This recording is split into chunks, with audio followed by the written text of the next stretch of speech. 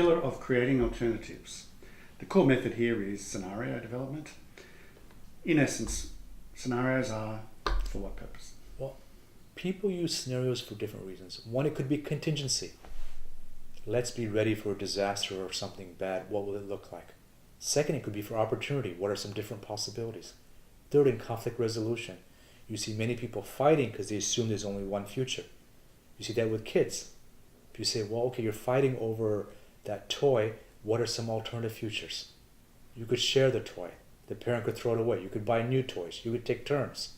It's to get people to think immediately in every situation, what are the alternatives? So this is really about a range of choices. Range of choices and great way to manage risk.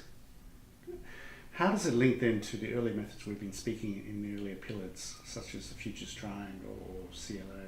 Well, this manages the depth of information, this manages the width of information. Scenarios capture a different part of reality. So there's 2 or 3 very good techniques. The one I use is called the integrated. That we ask first, what's your preferred scenario?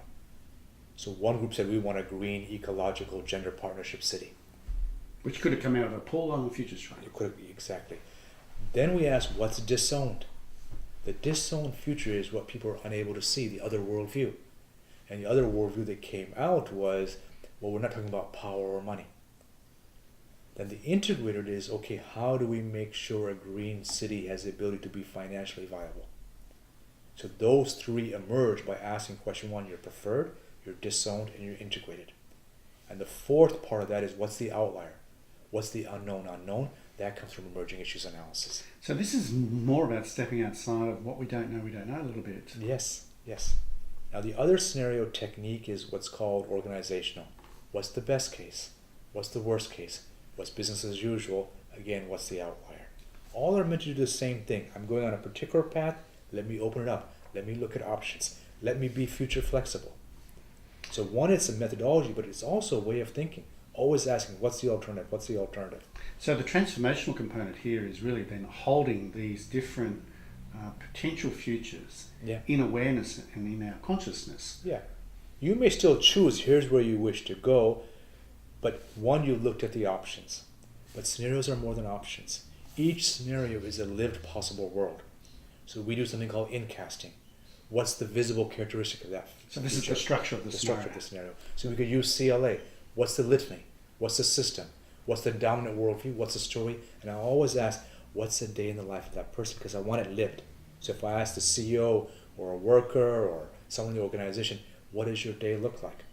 So as I come up with these different alternatives, whether by different participants within the workshop, the different results that have come out of the earlier methods, we can actually populate these different scenarios and hold them as all equally legitimate futures. That's crucial. Because the mistake everyone wants to is tell us a likelihood. So this is almost like the forecasted certainty. Yes, and we're saying, well, in fact, you want to have different futures so it's more robust. And you don't want to get trapped into this will be likely. It may look likely today, but imagine if 5 years of new technology or economic issues. Suddenly what was likely 5 years ago looks very unlikely today. So it's really authentic alternatives. Have you got any examples or case studies where people have not necessarily done scenarios before doing some of the more deepening work method like CLA? Well, then they have scenarios, but they don't have the power of transformation. What do you mean? Well, they don't tell the story.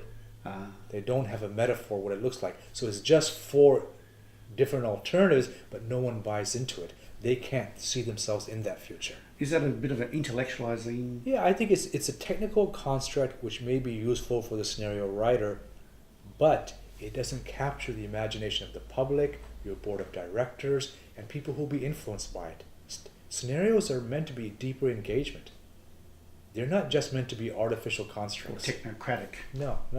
So in essence what I'm hearing is that the pillar of creating alternatives is very much leveraging off the earlier pillars which really challenge our story and our worldviews. Yeah. And to do it prior to that may be a little bit, leave us only at the systemic or the litany. What happens is if you start with scenarios without doing emerging issues analysis or futures triangle or CLA, you get scenarios based on today. And they're very safe. So then that just gets carried into the future. Yeah.